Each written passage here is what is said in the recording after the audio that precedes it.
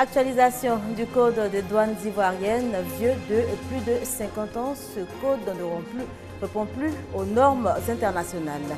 Vague de protestations à Los Angeles et à Boston après l'acquittement de George Zimmerman. Et puis en Syrie, les combats se poursuivent à Homs, piégeant des centaines de familles sans nourriture. Madame, Monsieur, bonjour et bienvenue dans ce journal. Le budget 2013 de la Côte d'Ivoire a connu une hausse de plus de 69 milliards de francs CFA. Le ministre auprès du Premier ministre chargé de l'économie et des finances, Kaba Nialé, a réussi à convaincre les députés de la Commission des affaires économiques et financières à revoir donc à la hausse ce budget.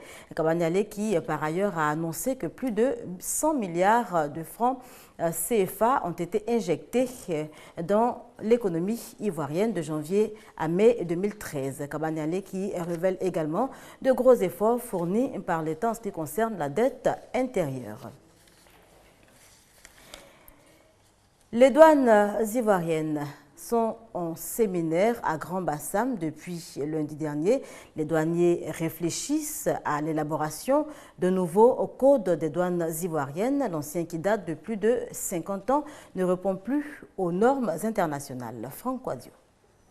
Le code des douanes ivoiriennes, vieux d'une cinquantaine d'années, n'est plus adapté aux normes communautaires et internationales en vigueur. Un toilettage, au dire des acteurs du secteur douanier, s'impose donc. Nous ne sommes plus à l'époque où il faut contraindre, il faut convaincre. Et pour convaincre, il faut avoir des procédures qui soient accessibles à tous. Un code à reviser.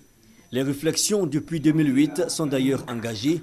Objectif, s'accorder sur une méthodologie d'adoption et de révision du code douanier. Et le séminaire débuté le lundi 15 juillet à Grand Bassam vient en préciser les contours. Vous avez surtout dans la partie répressive le titre 2 de notre code de douane qui est à bien des égards complètement désuet. Le titre 1 a été remis au goût du jour par la commission de l'UEMOA. Il était bon que la deuxième partie qui traite des dispositions répressives, elle aussi puisse être réactualisée. Il faut également que le code soit conforme aux engagements qui ont été pris dans le cadre de la convention de Kyoto révisée pour la facilitation des échanges. La validation du projet du guide des procédures des enquêtes douanières après le dédouanement, un autre chapitre au menu des travaux. Il s'agit d'encadrer l'action du service aussi pour le rendre plus efficace, pour que les procès-verbaux qui vont être établis à l'issue de ces contrôles soient des procès-verbaux vraiment probants, qui ne soient pas contestés. Le séminaire sur l'actualisation du code des douanes ivoiriennes prend fin le vendredi 19 juillet prochain. Cris de joie mêlés de pleurs hier dans des établissements scolaires. Les résultats du baccalauréat ont été proclamés dans l'après-midi. Cette année, le taux de réussite s'élève à 33,58% contre 25,22% l'an dernier.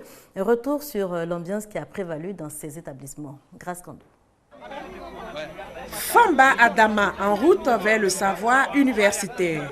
Ce non-voyant vient d'obtenir son bac A2 au Collège moderne du Plateau. Avec le résultat positif aujourd'hui à ce baccalauréat, c'est l'occasion pour moi de redorer l'image des handicapés. Le handicap n'est pas un obstacle à la réussite. Je tiens à dire aux gens que voilà, si vous nous voyez dans vos différentes entreprises et tout ça, ne nous refusez pas parce que le diplôme il a été acquis comme tout le monde. Tout comme lui, d'autres admis ont le sourire. Le taux national de réussite est de 33,58% contre 25,22% l'année dernière. Je viens d'obtenir le bac A2. J'aimerais en profiter aussi pour remercier ma grand-mère qui a beaucoup fait pour moi. Je rends gloire à Dieu parce que vraiment, j'ai souffert. Ça fait 3e année. Je me suis battue à fond. J'étais à l'internat, mais malgré les moustiques et les difficultés de là-bas, je me suis en sortie. Je suis très fière. De la joie bien visible et les malchanceux se font discrets. Mais pour certains restés sur place, l'heure n'est pas au découragement. J'étais candidate au bac C 2013 et ça n'a pas marché. La vie continue.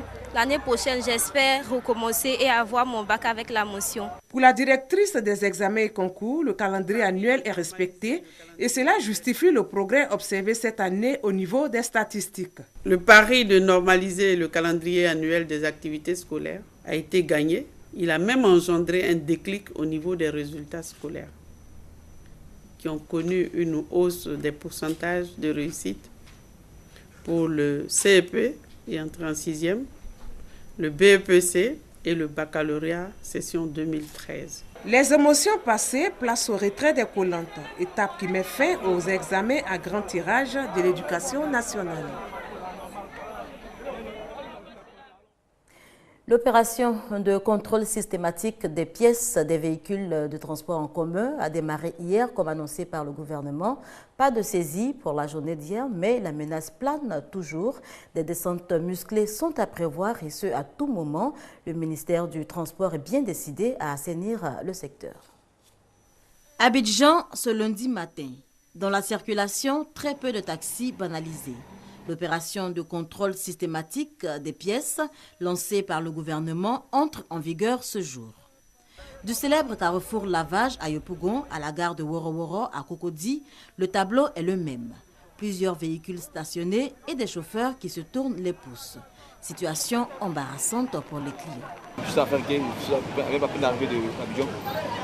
J'ai fait un tour à Cocody là pour saluer un parent. Bon, il n'y a pas que manque de véhicules. Cette pluie là, c'est pas bon. Si on envoie les véhicules en fourrière, il y a beaucoup de véhicules qui ne sont pas en règle. Je pense qu'il doit trouver des formules d'abord pour faciliter aussi les conditions pour avoir les papiers.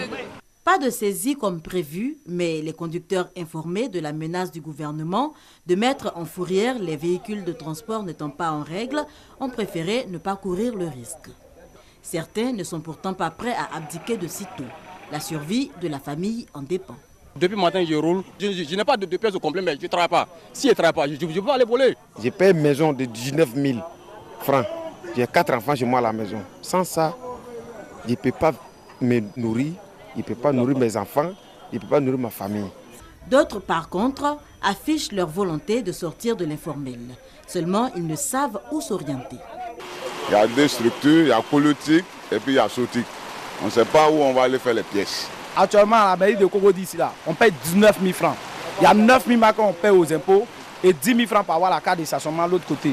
C'est sûr que si on a créé notre structure où on doit payer, par exemple, payer notre assurance, payer nos différentes taxes, c'est sûr qu'on va aller payer. L'épée de Damoclès est encore présente. La menace plane toujours sur les conducteurs de taxis compteurs et taxis banalisés. De toute évidence, pas de contrôle ce lundi matin, mais la mesure sera appliquée selon le ministère du Transport. Les contrôles seront bel et bien effectués. Près de 50% de la population en Côte d'Ivoire ne sait ni lire ni écrire. La Fondation Koné Ligue africaine a donc décidé de remédier à cette situation alarmante. Elle initie pour ce faire des formations et les premiers bénéficiaires ont reçu leur diplôme. C'était en présence de Hamza Diaby. Avant le 13 mars 2013, nous ne savions ni lire, ni écrire, ni calculer. Mais aujourd'hui, constatez-le vous-même. 6 mois, c'est le temps qu'il a fallu à cette jeune dame analphabète hier pour savoir lire et écrire. Comme elle, de nombreux jeunes ne sont plus ignorants en la matière. Ils ont également bénéficié d'une formation en technologie de l'information et de la communication, une formation initiée par la Fondation Koné, Ligue africaine et AVFTP. Elle est sanctionnée par un diplôme. C'est le gage, bien sûr, d'une formation réussie, d'une insertion réussie. Disons, l'État à nos côtés, les ONG à nos côtés, et j'espère que demain, disons que nous aurons réinséré des milliers d'Ivoiriens à qui nous aurons la chance, bien sûr, d'avoir de l'emploi. Une formation gratuite offerte aux populations les plus vulnérables, une initiative saluée. Vos actions démontrent votre ferme engagement pour les questions d'emploi au bénéfice de nos populations les plus vulnérables et s'inscrivent dans la mise en œuvre de la politique nationale de l'emploi confiée à plusieurs acteurs, parmi lesquels l'Agence d'études et de promotion de l'emploi, l'AGEP. Lutter contre l'analphabétisme et ainsi aider à la réduction de la pauvreté, la mission de la Fondation Koné. Sa cible, toutes les personnes de couche sociale défavorisées. Hors de chez nous, je vous invite à la découverte d'un documentaire. C'est un film qui raconte l'histoire de la naissance de l'équipe de cyclisme du Rwanda. Forest Whitaker en est le réalisateur. Il souhaite que ce film inspire la réconciliation dans ce pays après le génocide de 1994.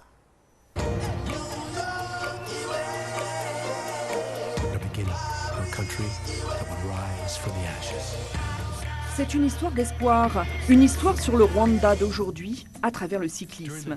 Rising from Ashes raconte, sous forme de documentaire, la naissance de l'équipe rwandaise de cyclisme. Comment de jeunes sportifs parviennent à dépasser ensemble le génocide de 1994, comment ils redonnent un sens à leur vie après un tel traumatisme. C'est l'acteur américain Forest Whitaker qui prête sa voix à ce documentaire dont il est également coproducteur. La semaine dernière, il était à l'UNESCO à Paris pour le présenter en avant-première. Je pense qu'il ne faut jamais perdre de vue ou effacer de nos mémoires les folies qu'on a commises, nous les êtres humains sur la planète.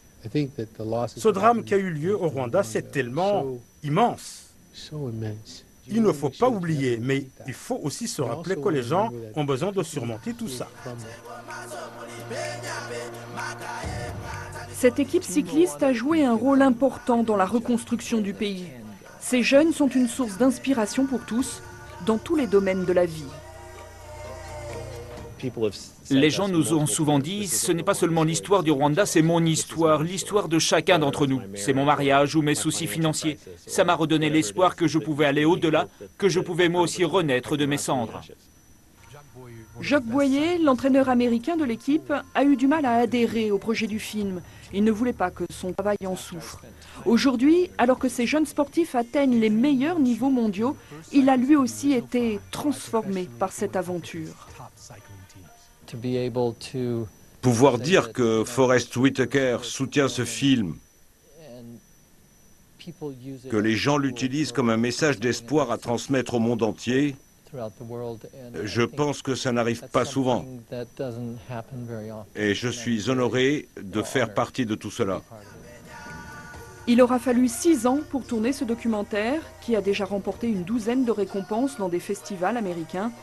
Des récompenses amplement méritées, selon le public parisien, conquis par ce film porteur d'espoir. Nouvelle nuit de violence hier en Égypte, au moins 7 morts et plus de 260 blessés, toujours dans les heurts qui opposent les forces de l'ordre aux pro-Morsi. Vague de protestation aux États-Unis après l'acquittement de George Zimmerman, le présumé assassin de l'adolescent noir de 17 ans, Trayvon Martin. New York, Los Angeles, Boston ont été pris d'assaut samedi dès l'annonce du verdict. Hier encore, les manifestants étaient dans les rues. L'inquiétude est venue s'ajouter à la colère 2 jours après l'acquittement de George Zimmerman, l'homme qui a tué Trayvon Martin. Dimanche, des centaines, parfois des milliers de personnes sont descendues dans la rue, à New York, mais aussi à Washington, Boston, Denver, Chicago ou encore Los Angeles. Leur message, nous aussi nous pourrions être Trayvon Martin, tué par balle, alors qu'il n'était lui-même pas armé. C'est vraiment difficile. Avec tous ces cas qui s'additionnent, on a l'impression que l'histoire des Noirs, la vie des Noirs, perd de la valeur à travers tout le pays.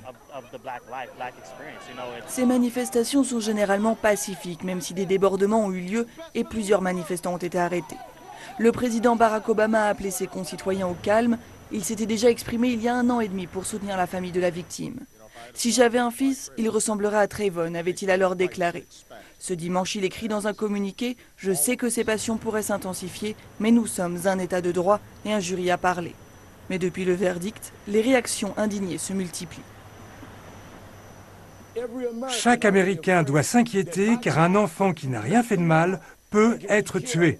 Je suis fier de voir que les jeunes à travers tout le pays se sont réveillés. Quelle que soit leur couleur, ils sont ensemble et ils disent « Il est temps que les choses changent ». L'affaire n'est pas terminée malgré l'acquittement de George Zimmerman. Une enquête fédérale est toujours en cours et la famille de Trayvon Martin envisage de porter l'affaire devant un tribunal civil. Et c'est ici qu'on s'arrête pour cette édition. Merci de nous avoir suivis.